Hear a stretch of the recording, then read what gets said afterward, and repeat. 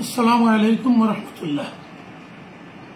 শ্রদ্ধেয় সুধী মণ্ডলী, অত্যন্ত দুঃখ এবং আক্ষেপের সঙ্গে বলতে বাধ্য হচ্ছি, ভারতীয় পার্লামেন্ট, রাজ্যসভা এবং লোকসভা গতকাল অত্যন্ত অগণতান্ত্রিকভাবে সংবিধানের উপর হস্তক্ষেপ করে 2024 সনের ওয়াকফ সংশোধনী বিল পাস করেছে। সমগ্র ভারতবর্ষ থেকে মিলিয়ন মিলিয়ন প্রতিবাদ সাব্যস্ত করা সত্ত্বেও, বিভিন্ন এলাকায় প্রতিবাদ সাব্যস্ত করা সত্ত্বেও ভারতীয় সরকার, ভারতের বিজেপি সরকার সেই প্রতিবাদের প্রতি ভ্রুক্ষেপ করেনি।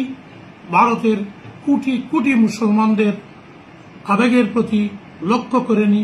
সংবিধানে প্রদত্ত ধর্মনিরপেক্ষতার গ্যারান্টিকে লাঞ্ছিত করে এই ওয়াকফ বিল পাস করেছে। এই ওয়াকফ সংশোধনী বিল যেভাবে সংবিধান বিরোধী, ইসলামী নীতিমালার সম্পূর্ণ পরিপন্থী, ওয়াকফ সম্পূর্ণ মুসলমানদের সম্পদ।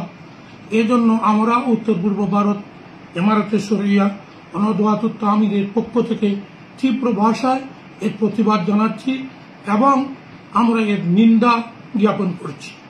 আমরা এখানেই শেষ নয়, আমরা প্রস্তুত রয়েছি সর্বভারতীয় মুসলিম পার্সোনাল ল বোর্ড এ ব্যাপারে পরবর্তী যে সিদ্ধান্ত গ্রহণ করবে, আইনি হোক, গণতান্ত্রিক পদ্ধতিতে হোক, যে পদক্ষেপ নেবে পার্সোনাল ল বোর্ড, আমরা ইমারতে শরিয়া উত্তর পূর্ব ভারত নদওয়াতুত তামির সেই পার্সোনাল ল বোর্ডের সিদ্ধান্ত অনুযায়ী আমরা প্রতিবাদ করে যাব, তার বিরোধিতা করে যাব।